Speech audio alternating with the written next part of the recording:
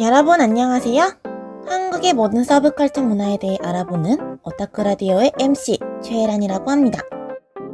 한국도 일본도 점점 날씨가 추워지고 눈도 내리기 시작해서 이제 겨울이 다가왔다고 느껴지는 가운데 여러분은 이번 겨울에는 무엇을 할 예정이신가요?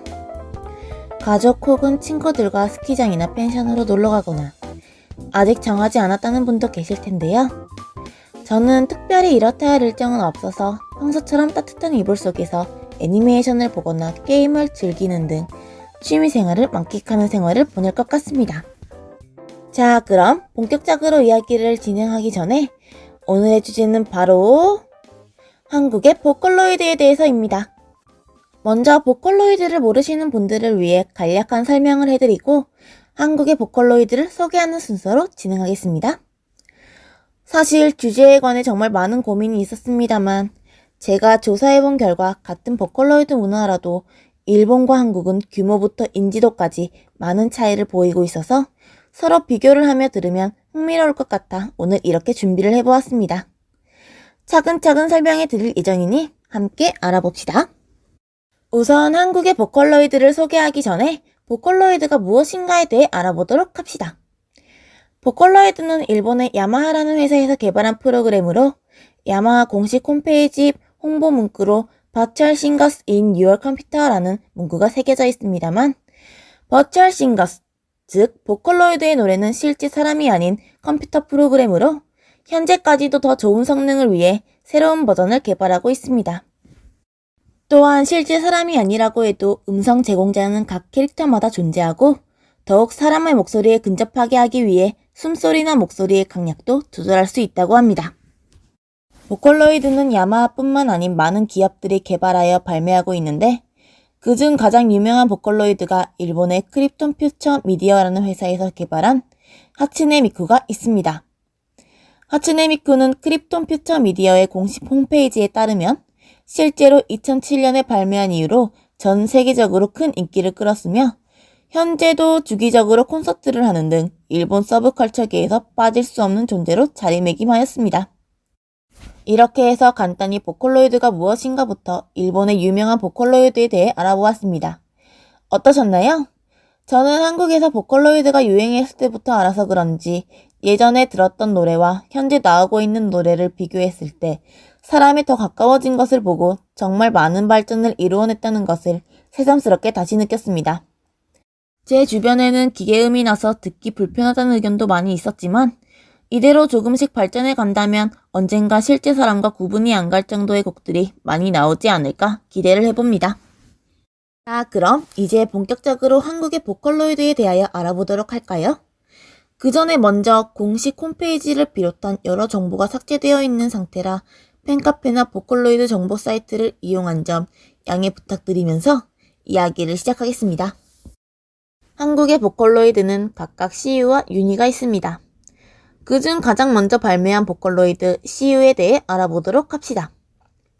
한국 보컬로이드의 노래 제작을 하고 있는 프로듀서 중 한 명인 윤 박사가 만든 공식 커뮤니티 카페 보컬로이드 제국에 의하면 CU는 2011년에 한국의 방송국 SBS와 일본의 야마하가 합작하여 만든 보컬로이드입니다.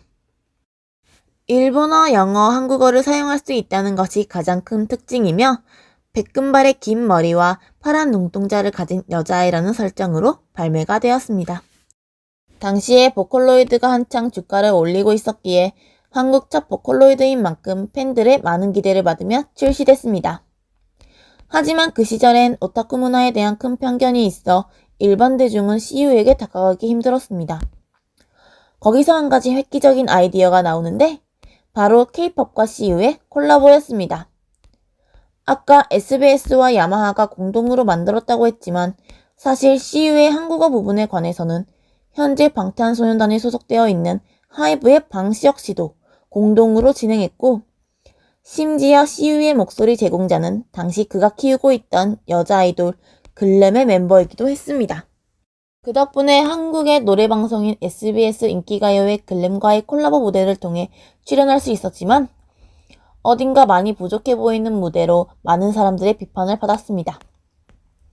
그래도 여태까지 본 적 없는 무대에 실시간 검색어 1위가 되는 등 많은 주목을 받았고 또 한 번 TV 출연을 예고하기도 했습니다. 그리고 이후 충격적인 무대가 탄생합니다. 연말 시상식인 SBS 가요대전에 글램과 또다시 콜라보 무대를 하게 되는 시우. 전보다 더 나은 무대 퀄리티와 발음으로 많은 호평을 받나 했지만 글램을 백댄서로 만들거나 중간에 분신술 같은 연출로 많은 생방송 시청자들을 경악에 빠뜨렸습니다. 당시 영상의 유튜브 댓글을 살펴보면 충격과 공포의 분신술이다. 무대가 너무 충격적이다. 시우 연출을 왜 저렇게 했냐 등 안타깝고 충격적이다는 반응이 대다수였습니다. 그래도 공중파 출연으로 시우에 대해 아는 대중들이 늘어갔고 노래 또한 호평을 받은 곡이 많았기에 한국의 보컬로이드로서 큰 관심을 받았습니다. 그러나 2015년 1월 15일 한국 신문사인 매일경제에 따르면 시우의 성우인 글램의 멤버 김다희가 사석에서 배우 이병헌을 협박한 사건으로 실형을 받았다는 사실이 밝혀지게 됩니다. 그 과정에서 시우는 졸지에 성우 없는 보컬로이드라는 소리를 듣게 되었고 그렇게 다시 잊혀지게 되었습니다. 시우에 대해서는 그저 안타깝다고밖에 할 말이 없습니다. 그래도 그나마 다행인 건 오랜 공백 기간을 뚫고 다시 재출발을 한다는 것인데 현재 후원을 받아 10주년 콘서트를 기획하고 있으며 텀블벅이라는 후원 사이트에 들어가 보면 많은 팬들이 후원하여 목표 금액의 997%를 넘은 것을 볼 수 있습니다. 이것을 기회로 삼아 한 사람의 팬으로서 시우가 다시 한번 한국의 보컬로이드로서 입지를 다져주면 좋겠네요. 이번에는 윤희에 대해 알아보도록 하겠습니다. 시우가 아까 언급했던 사건으로 점차 사람들에게 잊혀지려고 할 때쯤 공개된 것이 윤희입니다. 보컬로이드에 대해 공식 정보를 알려주는 보컬로이드 톡스에 의하면 2017년에 ST미디어라는 회사를 통해 발매되었습니다. 분홍색의 포니테일을 하고 있는 외형의 기본 콘셉트는 딸기 우유라고 합니다. 윤희의 성우 공개는 ST미디어의 Q&A 답변으로 시우의 성우 사건과 윤희의 녹음 과정 중 성우 교체로 인해 공개에 조심스럽다고 답변한 바 있습니다. 그렇다면 윤희가 발매되고 난 후에 대중들의 반응은 어땠을까요? 시우가 한국 첫 보컬로이드로서 큰 관심을 받은 만큼 그 뒤를 이어 윤희도 활발한 활동과 인기를 누리고 있을까요? 정답은 NO입니다. 윤희는 발매 이후 현재까지도 일부 국내 팬들 이외에는 존재를 모르는 사람이 많습니다. 거기에는 많은 원인이 있지만 그중 큰 비중을 차지하는 것이 마케팅 부족과 회사와 팬들 간의 소통 문제입니다. 보컬로이드 제국에 처음 윤희가 공개된 것이 2014년 9월이며 회사는 2016년에 발매를 한다고 발표했으나 그 아무런 소식도 주지 않은 채 팬들을 방치하는 상황에 이르렀습니다. 때문에 팬들은 회사의 질문이나 항의를 계속했지만 회사는 아무런 대응도 하지 않았고 보컬로이드 제국의 2017년 1월로 발매를 연기한다는 공지글을 올립니다.